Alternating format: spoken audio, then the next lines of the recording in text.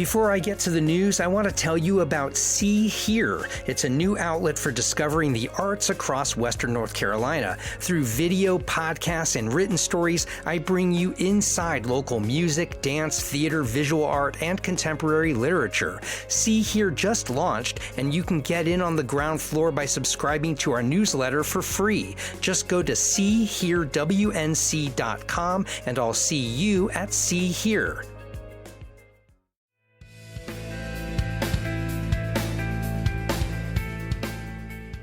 Wake up, Asheville! I'm Matt Peiken, and this is your local newscast as we head into a steamy holiday weekend for Friday, July 3rd. Buncombe County officials say a new state tax law is forcing them to reopen a budget they approved just a month ago. The law blocks counties from using 2026 property reappraisals. A follow-up bill would allow it, but only if Buncombe lowers its tax rate to 40 cents per $100 of value, which would cut nearly $25 million in revenue. Commission Chair Amanda Edwards said, quote, "This is nothing but bad news for the people of Buncombe County." Edwards says the law forces the county to, quote, use outdated market values that she argues disproportionately impact low and moderate income residents. To avoid reverting to 2021 property values, the county would have to go revenue neutral under its 2026 reappraisal. Commissioners are expected to decide this month. Read more at Blue Ridge Public Radio.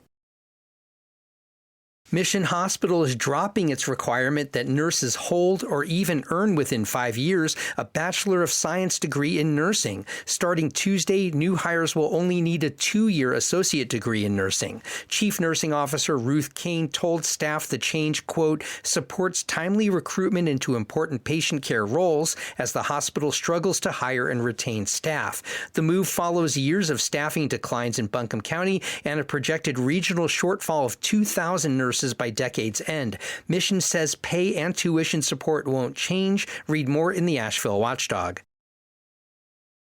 Authorities in Buncombe County are now investigating the death of a 71-year-old Swannanoa man as a homicide. Saeed Mohammed Kashnood was found late the night of June 8th, lying in the roadway along U.S. Highway 70. He had serious injuries and later died at Mission Hospital. Deputies first responded to what was reported as a vehicle versus pedestrian crash, but investigators say information from an autopsy wasn't consistent with that scenario, leading them to reclassify the case. Detectives are looking for a silver Nissan Rogue seen in the area and ask anyone with information to call 828-250-6919. You can read more at 828 News Now. 20 months after storm damage, Asheville has unveiled a new vision for its French Broad River parks. A roughly $63 million concept would rebuild 5 miles of riverfront with a focus on flood resilience. The design brings back favorites like the Velodrome and Dog Park while adding wetlands, river cane plantings, a paddler's beach, and a food forest. Some features would move out of the 100-year floodplain, and engineers are proposing elevated structures and a floodable terrace lawn. Construction could begin in 2027 and run through 2030. Read more at Blue Ridge Public Radio.